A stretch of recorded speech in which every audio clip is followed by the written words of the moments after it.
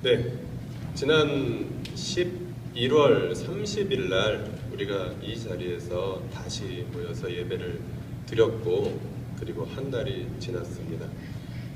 그 한 달이 얼마나 빠르게 지나가는지 바로 지난주에 예배를 드렸던 것 같은 그런 착각마저 들 정도로 그렇게 우리가 바쁘게 보냈던 것 같습니다. 지난주에 예배에 오셨던 분들은 아시겠지만 정말 악조건 속에서 예배를 드렸죠. 막 스피커에서는 폭풍 소리가 나고, 그리고 요 화면은 갑자기 꺼지기도 하고, 여러 가지 악조건 속에서 예배를 드렸었는데, 또 이렇게 예배를 두 번째 다시 이 장소에서 드리다 보니까 오늘은 단 30분 만에 모든 준비를 다 끝내서 이렇게 나그네처럼 교회 건물 없이 예배를 드리는 것도 할만하겠다 하는 생각이 드는, 그래서 이렇게 한 달에 한 번씩 연습하는 예배를 드리게 된 것도 또 하나님의 은혜가 아니었던가 생각이 되고요. 그렇게 이렇게 올해 6번째 이 일산지역 주일 예배, 한 달에 한 번씩 드리는 예배를 드리게 되었고, 오늘 마지막 주일 예배를 함께 드리면서 참 이 어리고 연약한 공동체에 함께 해주시는 가족들 모두에게 감사를 드립니다. 특별히 지난 달 드렸던 11월 30일 일산지역 주일 예배에서는 김영국 대표 목사님이 오셔서 우리에게 엄청난 숙제를 하나를 내주셨습니다. 일산에 안디옥 교회를 세워라. 저는 일산에 나들목 교회를 세우려고 그랬는데 안디옥 교회를 세우라고 그러셔가지고 제가 교회 심벌 마크 같은 거 제가 만들었거든요. 그럼 로고를 바꿔야 되는 것이 아닌가, 이름을 바꿔야 되는 거 아닌가, 이런 생각이 들었고요. 그리고 안디옥 교회 어디서 배우지 하고 좀 찾아봤더니 저 일산 경찰서 건너편에 안디옥 교회가 있더라고요. 우리는 한 발 늦었다 이런 생각이 들기도 했습니다. 그리고 설교안에 보시면 지도가 나와 있는데, 지도에 보시면 시리아, 초대교회 당시에 시리아라는 그 지역의 수도였던 안디옥 지방에 실제로 안디옥 교회가 있었고, 지금은 그 과거의 안디옥은 터키 영토가 되어 있습니다. 그래서 시리아라도 찾아가야 되는 건 아닌가, 안디옥, 터키라도 성지순례라도 갔다 와야 되는 것이 아닌가 생각을 해보았었는데, 또 여러 자료들을 찾아보니까 그 안디옥 교회의 전통을 이어받은, 그 고대 교회의 전통을 이어받은 교회가 시리아 지역에 5개가 있다고 합니다. 안티오키아 정교회, 시리아 정교회, 그리고 동방교회지만 카톨릭 신앙을 가진, 그래서 로마 교회의 그 전통을 따르는 교회가 또 3교파가 있다고 합니다. 그래서 이 5개가 어디가 원조인지를 몰라서, 그리고 역사적으로 이 시리아 지역에 많은 전쟁이 있었기 때문에 기독교의 공백기가 수백 년간 있었거든요. 그래서 지금 우리가 시리아에 간다고 해도, 터키에 간다고 해도 안디옥 교회의 그 원조는 찾아볼 수 없습니다. 그래서 제가 생각을 고쳐먹었습니다. 그냥 교회 개척 준비 열심히 하자, 그리고 성경 열심히 읽고 공부하는 쪽으로 가보자, 그렇게 해서 그래서 성경에 있는 안디옥 교회를 다시 한번 좀 생각해보는 시간 가지고자 합니다.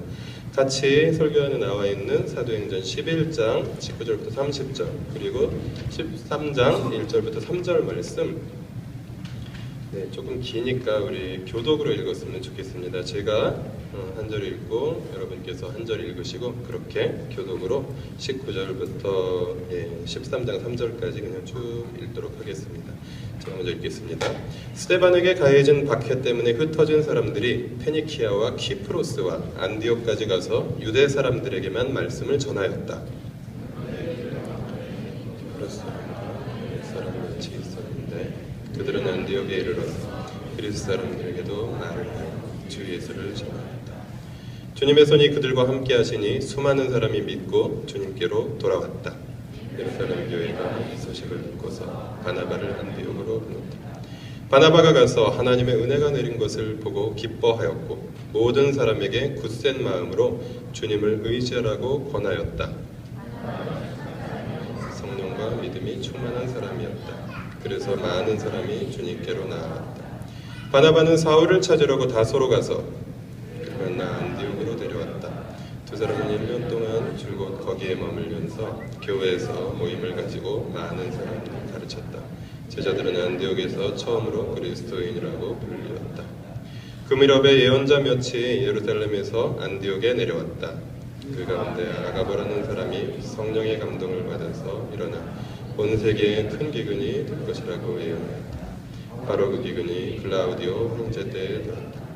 그래서 제자들은 각각 자기 형편에 따라 몫을 정하여 유대에 사는 신도들에게 구제금을 보내기로 결정하였다. 그대로 실행하여서 바나바와 사울 편에 이것을 장로들에게 보냈다. 안디옥 교회에 예언자들과 교사들이 있었는데 그들은 바나바와 니게르라고 하는 시므온과 구레네 사람 루기오와 분봉왕 헤롯과 더불어 어릴 때부터 함께 자란 마나엔과 사울이다.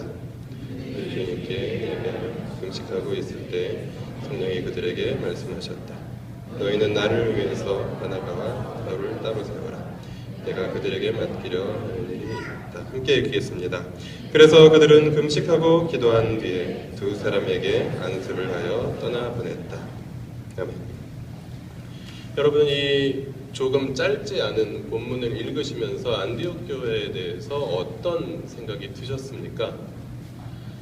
제가 이 말씀을 쭉 보면서 저에게 와닿은 인상은 안디옥 교회는 하나님의 말씀을 올바로 깨닫고 올바로 실천하는 교회였던 것 같다라는 생각이 오늘 말씀을 보면서 쭉 들었습니다. 저는 요즘에 40대가 돼가지고 이렇게 봐야 더 잘 보입니다.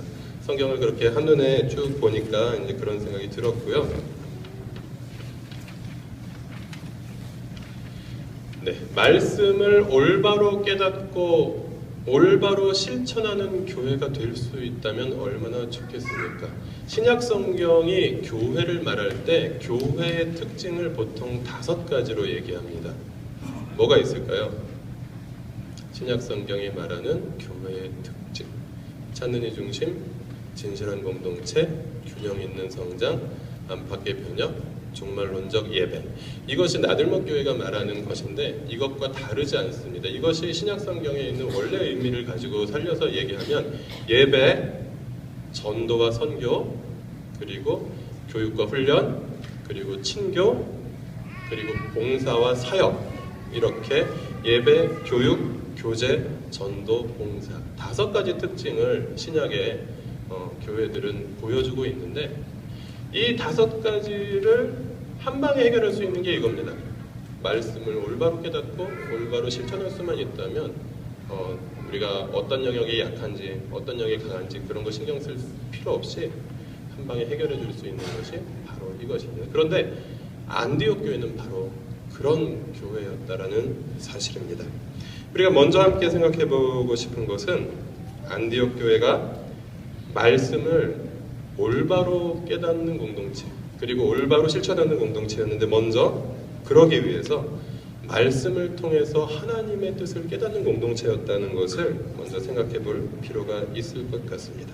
그리고 가장 먼저 안디옥 교회가 보여주고 있는 특징은 말씀을 가르치고 배우는데 힘쓰는 공동체였다는 사실입니다. 설교 안에 뽑아놓은 26절 말씀만 같이 한번 읽어보실까요? 두 사람은 1년 동안 줄곧 거기에 머물면서 교회에서 모임을 가지고 많은 사람을 가르쳤다. 여기서 두 사람은 누군지 아시겠죠? 바나바와 사울입니다. 나중에 바울이라고 성경에 기록되어 있는 바나바와 바울이죠. 이 두 사람이 1년 동안 줄곧 거기에서 머물면서 교회에서 모임을 가지고 많은 사람들을 가르쳤습니다. 뭘 가르쳤을까요? 아마 예수님에 대해서 가르쳤을 것이라고, 예수님을 가르쳤을 것이라고 믿어 의심치 않습니다. 저는 이 말씀을 읽으면서 그리고 1년 그리고 두 사람이라는 부분이 굉장히 많이 와닿았습니다. 지난 1년 동안 저하고 또 한 분의 목사님하고 둘이서 1년 내내 열심히 성경을 가르쳤던 것이 생각이 납니다. 일산에 머물면서 이진아와 유영석이 1년 동안 열심히 성경을 가르쳤습니다. 특별히 열심히 성경 공부를 했던 것은 수요 예배였습니다. 근데 바울과 바나바처럼 많은 사람들을 가르치진 않았고 보통 한 10명에서 많으면 15명 하루 수요일. 네, 열심히 월요일 하루 종일 설교 준비를 하거나 아니면 월요일 저녁, 화요일 저녁에 그 이틀간 저녁 시간에 설교 준비를 하고 그리고 수요일 날은 아침에 9시쯤 집에서 나가서 일부 예배를 드리고 일부 예배 끝나고 뭐 식사하고 나눔하고 이러다 보면 한 3시 정도 되고 그리고 조금 쉬었다가 또 저녁 예배를 드리고 집에 가면 한 11시가 조금 넘는 그런 일들을 지난 3월부터 지금까지 1년째 계속 해오고 있었습니다. 거의 일주일에 이틀 정도는 말씀을 가르치고 배우는데 보낸 시간이 아니었나 생각합니다. 어떻게 보면 굉장히 비경제적인, 비효율적인 방법이었습니다. 10명 앉혀놓고 15명 앉혀놓고 그렇게 일주일에 이틀이나 사용해서 말씀을 열심히 공부할 시간에 더 많은 사람을 만날 수도 있었을 것이고 그리고 하다못해 어디 가서 알바라도 하면서 교회 개척 자금이라도 모을 수 있는 시간이었을 수도 있었을 것입니다. 그러나 저희들은 말씀을 깊이 배우고 깨닫는 것이 가장 소중한 것이라는 생각이 들었고 그래서 오늘 성경처럼 많은 사람들을 가르치진 못했지만 이 말씀을 함께 나누었던 시간들이 결코 헛되지 않을 것이라고 생각합니다.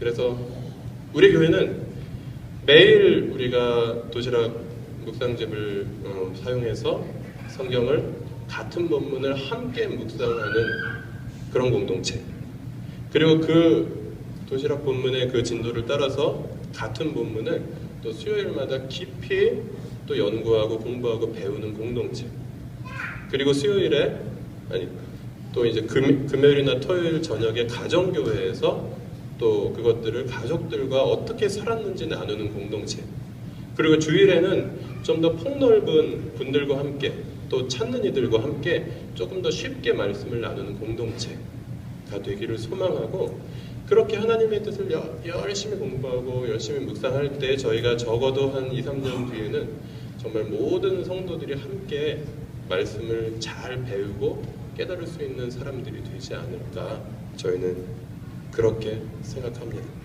우리가 그런 공동체를 세우고자 하고 그런 공동체에 여러분들께서 함께 해주셨으면 정말 감사하겠습니다. 그런데 우리가 성경을 열심히 묵상하는 이유는 그냥 성경에 대한 지식을 많이 늘리기 위한 것이 아닙니다. 성경을 열심히 공부하는 이유는 성령의 음성을 분별하기 위해서입니다. 왜냐하면 성경의 원저자가 성령 하나님이시기 때문입니다. 안디옥 교회가 어떻게 성령의 음성을 분별하였는지 함께 13장 2절 말씀 제가 발췌해 놓은 부분을 같이 읽도록 하겠습니다. 그들이 주님께 예배하며 금식하고 있을 때 성령이 그들에게 말씀합니다. 네, 그렇습니다. 안디옥 교회의 지도자들이 주님께 예배하며 금식하고 있었습니다.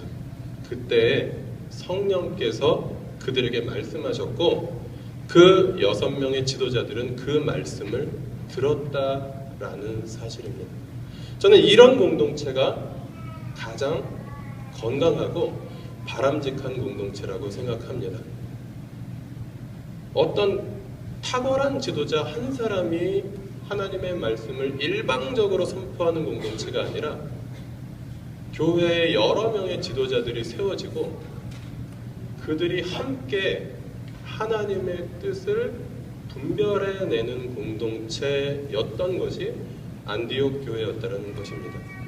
그들이 어떻게 함께 성경 하나님의 말씀을 깨달았는지는 명시적으로 나와 있지는 않습니다.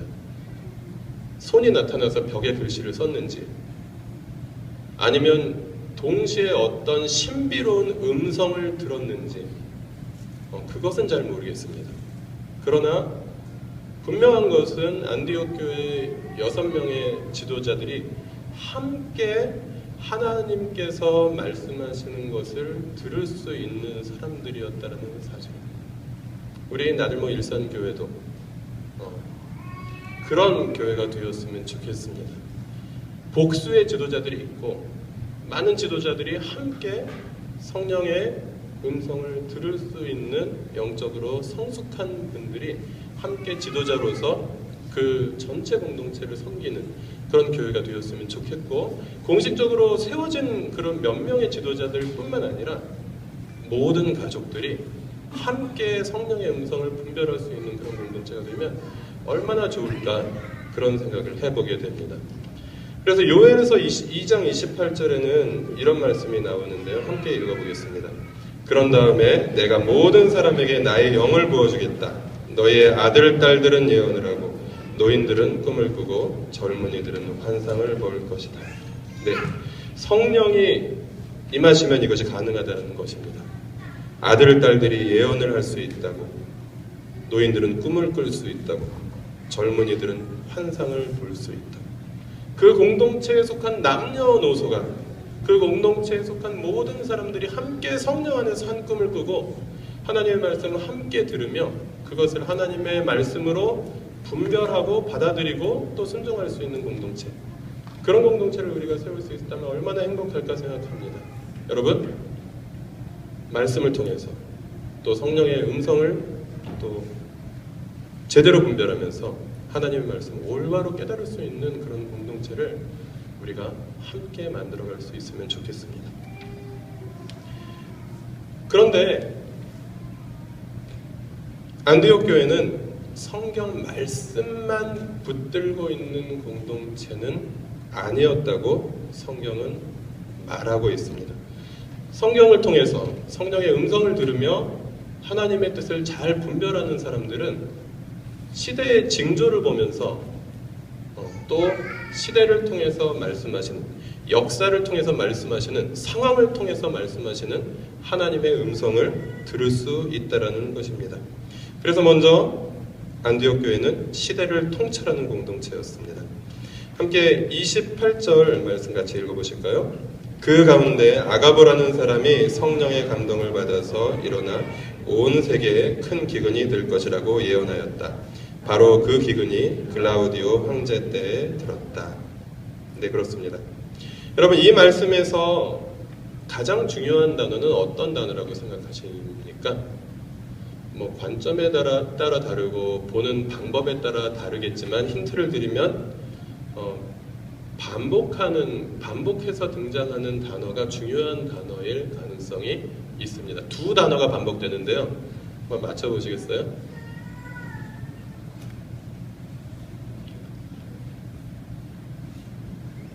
두 개의 단어가 28절에 등장합니다. 하나는 뭐죠? 기근. 또 하나 있습니다.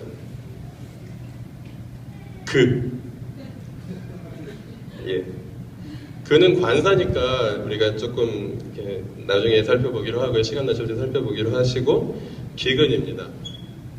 기근이라는 단어가 여기에 나오는 것이 굉장히 저는 중요하게 보았습니다. 왜냐하면 여러분, 기근이 나서 사람들이 굶어서 죽어도 예수님을 믿으면 천국에 가지요.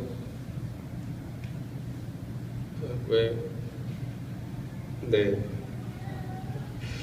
맞습니다. 우리가 이 세상에서 어떻게 살든 그냥 그리스도인의 삶의 목표가 나중에 죽어서 천국 가는 것으로만 끝난다면 하나님께서 이 기근에 대한 정보를 사람들한테 주실 필요가 없습니다. 왜냐하면 기근이 나든 천재지변이 나든 우리는 열심히 주님만 바라보고 살면 되니까 기근이라는 정보를 굳이 주실 필요가 없습니다. 근데 이렇게 기근이라는 실생활에 밀접한 정보를 하나님께서 교회에 주셨다는 사실은 굉장히 중요하다고 생각합니다. 이 기근을 통해서 안디옥 교회에게 할 일이 있다는 것을 보여주셨고, 그리고 이 기근이 일어났을 때에 안디옥 교회는 실제로 하나님께서 맡기신 일을 할 수 있었던 공동체였다는 사실입니다. 네. 그런 공동체를 우리가 함께 세워갈 수 있으면 좋겠습니다. 어떤 일들을 할 수 있었을까요? 안디옥 교회는 주변을 돌아보는 그런 공동체였습니다. 그냥 시대적인 것들만 통찰하는 공동체가 아니라 무엇인가 행동할 수 있는 공동체였다는 사실이고, 뭔가 시대, 역사, 큰 것들만 바라보는 것이 아니라 주변에 있는 도움이 필요한 사람들을 돌아볼 수 있는 공동체였다라는 사실입니다. 29절 말씀 같이 읽어보실까요? 그래서 제자들은 각각 자기 형편에 따라 몫을 정하여 유대에 사는 신도들에게 구제금을 보내기로 결정하였다. 네, 기근이 일어났을 때 안디옥 교회는 예루살렘 교회에 구제금을 보내었다라고 기록되어 있습니다. 근데 이 기근은 예루살렘에만 일어났습니까? 오늘 본문 28절에 보면 온 세계의 기근이 들었습니다. 온 세계라는 사실은 안디옥도 포함합니다. 안디옥에도 기근이 들었다라는 사실입니다. 그런데 그들에게는 예루살렘 교회에 보낼 수 있는 구제금이 있었습니다. 물론 수백 년간 그 당시 지중해 동부 연안의 중심지였기 때문에 안디옥이 아무래도 예루살렘보다 재정 형편이 나았으리라는 것은 추측할 수 있습니다. 그러나 하나님께서 그 기근에 대해서 알려주셨고, 그 기근을 안디옥 교회는 나름대로 대비했을 것이고, 자기네들도 기근 때문에 힘들었지만 그러나 자기들에게 복음을 전해주었던 예루살렘 교회의 교우들에게 구제금을 보내는 것을 결정할 수 있었던 것입니다. 마치 나들목 일산교회가 나들목 교회에 구제금을 보내는 그런 일은 거의 일어날 필요가 없겠지만 그렇습니다. 우리가 소위 꿈꾸는 교회, 역사, 민족, 통일, 정의, 평화, 이런 거창한 이야기들을 저는 좋아합니다. 그러나 시대를 분별한다, 그리고 역사에 참여한다, 이런 미명하에 주변에 도움이 필요한 사람들을 돌보지 못한다면 그것은 거짓말일 뿐입니다. 그리고 그냥 헛된 말장난에 뿐일 수 있다는 것입니다. 지난 12월 24일에 우리 교우 중에 일부 교우들이 서울 고속도로 외곽순환도로 양주 톨게이트에 가서 거기서 농성하고 있는 비정규직 간접 고용 여성 노동자들, 그 톨게이트 종사하시는 분들을 찾아가서 예수님의 사랑을 잠시 나누고 돌아왔습니다. 그들은 하청 노동에 종사하고 있었고 비정규직이었고, 그리고 최저임금에 시달리고 있었고, 그리고 매우 어려운 근로 조건 속에서 굉장히 육체적으로나 또 정신적으로나 힘들어하고 있는 연약한 여성 노동자들이었습니다.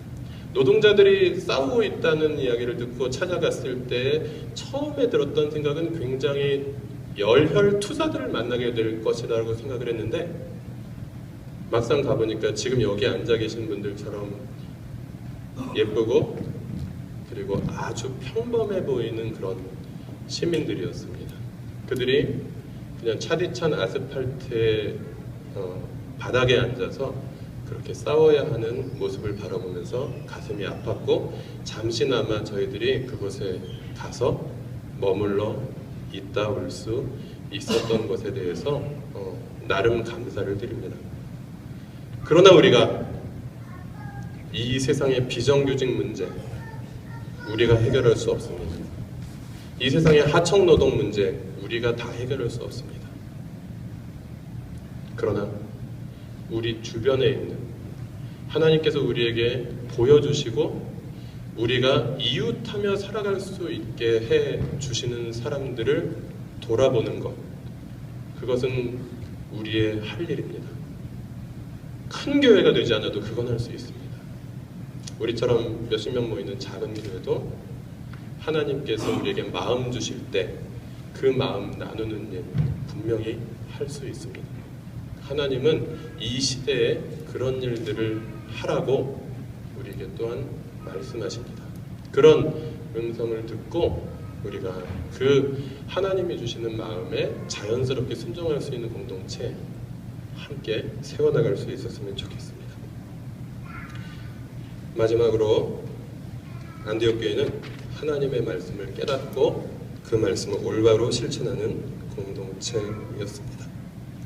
하나님의 뜻을 실천한다는 것, 그것은 내가 하고 싶은 일이 아니라 하나님께서 하시고 싶으신 일을 하는 것입니다. 그래서 하나님의 뜻에 나 자신의 뜻을 맞추어 드리는 것을 의미합니다. 안디옥 교회는 나의 뜻을 하나님의 뜻에 맞추는 그런 공동체였습니다. 우리 다 같이 11장 19절부터 20절 말씀 읽어보시겠습니다. 스데반에게 가해진 박해 때문에 흩어진 사람들이 페니키아와 키프로스와 안디옥까지 가서 유대 사람들에게만 말씀을 전하였다.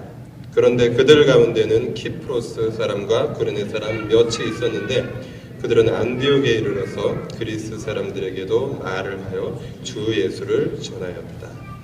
네. 오늘 본문을 보시면 민족주의와 기독교 복음의 갈등하는 모습이 등장합니다.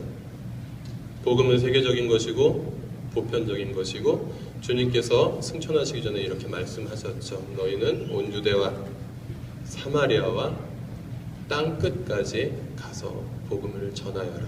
주님께서 그렇게 당부를 하셨음에도 불구하고 처음 교우들은 이방인들에게, 외국인들에게 복음 전하는 일에 익숙하지 않았습니다. 여태까지 외국인들과 상종하는 것은 부정한 것이었기 때문이었습니다. 그래서 그들은 예수님을 믿었지만 그 예수를 이방인들에게 전하는 것조차 부정하다고 생각했거나 아니면 꺼려 했을 것이 분명합니다. 그런데 엄청난 일이 일어납니다. 안디옥에 가서 그들이 그리스 사람에게도 말을 하여 주 예수를 전하였다라고 성경은 말하고 있다는 사실입니다.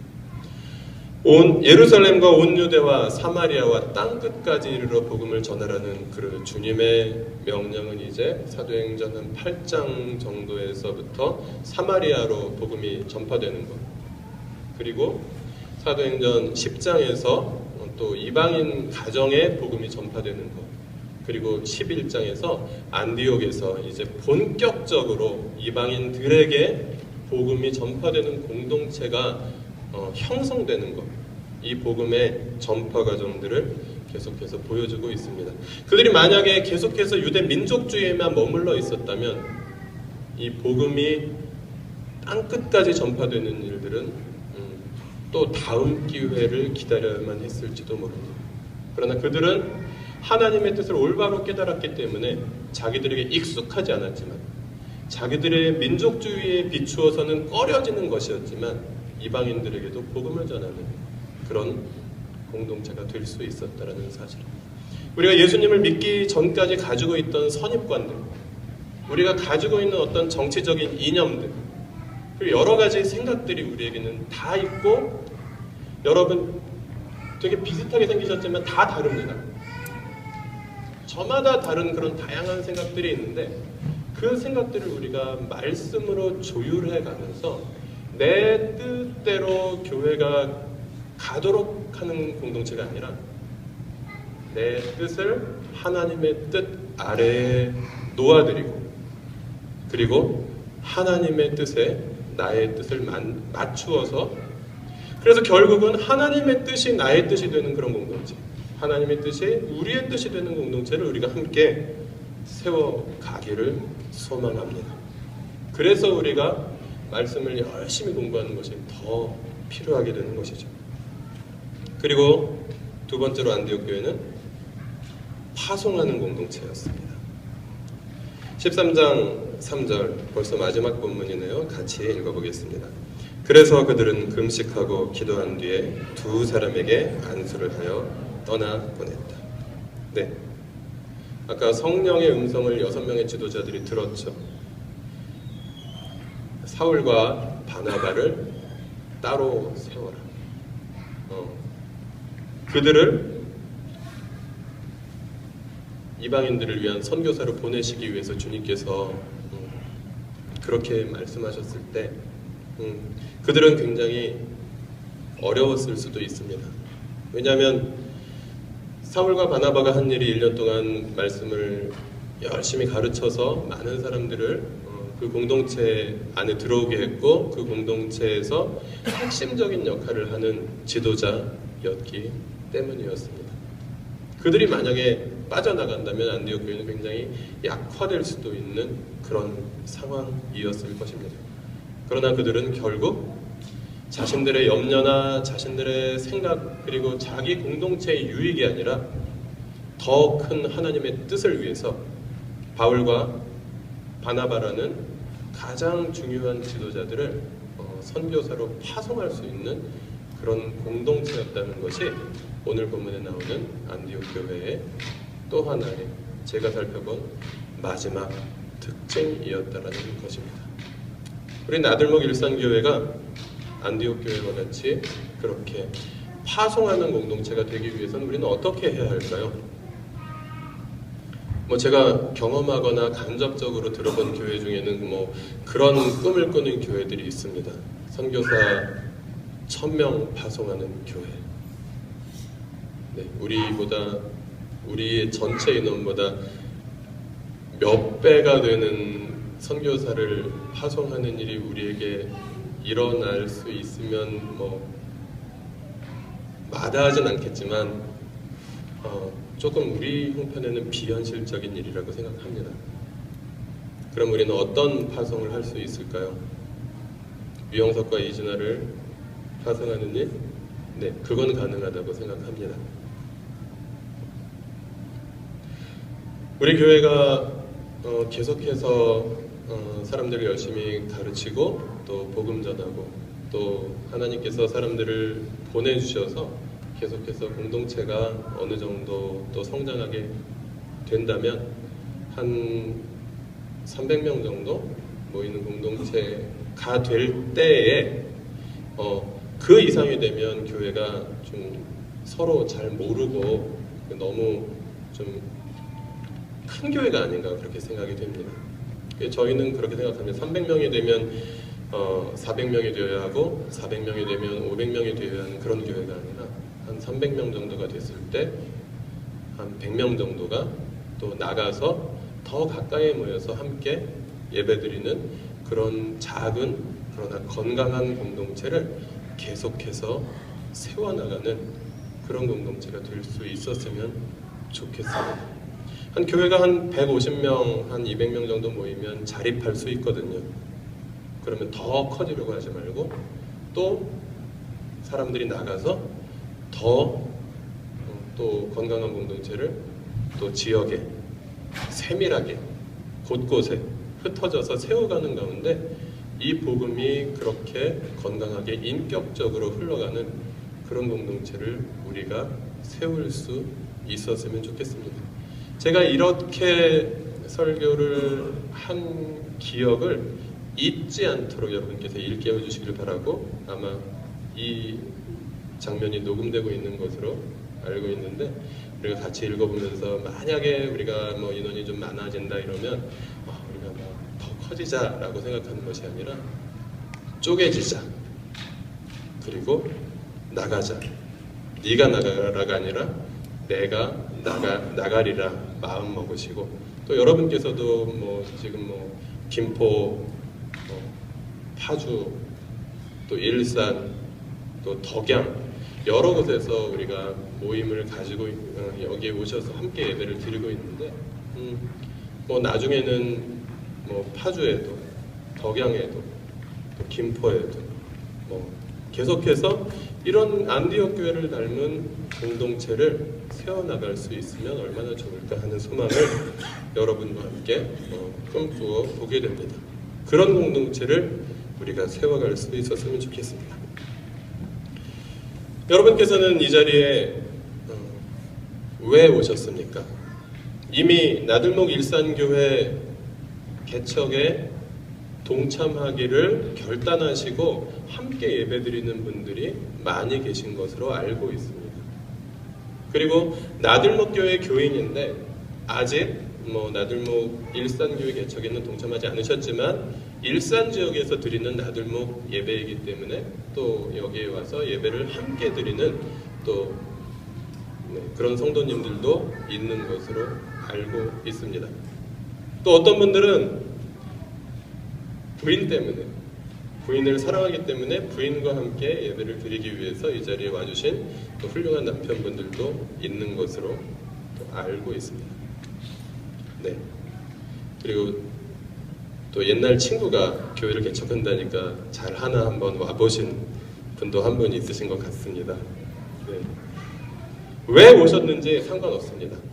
그러나 우리가 있는 곳에서, 내가 사는 곳에서 그런 공동체를 만들어갈 수 있다면, 그리고 그런 공동체에 내가 속할 수 있다면 얼마나 감사하고 행복할 것인가, 그리고 하나님께서 얼마나 기뻐하실 것인가를 생각해 보게 됩니다. 그리고 우리 나들목 일산교회도 우리가 살아가고 있는 곳에서 그런 작은 공동체를 계속해서 세워가고, 그래서 가정교회를 통해서 또 수요 예배를 통해서, 그리고 이렇게 찾는 이와 함께하는 주일 예배를 통해서 계속해서 그런 공동체가 되어가는 그런 아름다운 모습, 아름다운 소식들이 우리 이곳에서 그리고 곳곳에서 울려 퍼질 수 있었으면 좋겠습니다. 꼭 나들목 아니어도 상관없습니다. 꼭 나들목 일산교회가 아니어도 상관없습니다. 그러나 여러분이 살아가시는 곳에서 여러분의 이웃들과 함께 여러분 그런 공동체, 안디옥 교회를 닮은 하나님의 뜻을 올바로 깨닫고 그 깨달은 하나님의 뜻을 올바로 순종하는 공동체 만들어 가시기 바랍니다. 그것이 이 시대에 이 땅에서 그리스도인 된 우리에게 주시는 하나님께서 주시는 사명이며, 우리가 그것을 감당할 때 우리를 통해서 복음이 인격적으로 또 아름답게 퍼져나갈 것입니다. 그것을 꿈꾸며 우리가 함께 기도하고 또 함께 건강한 공동체를 세워가는 그런 저와 성도 여러분 되시기를 주님의 이름으로 부탁드립니다. 기도하시겠습니다.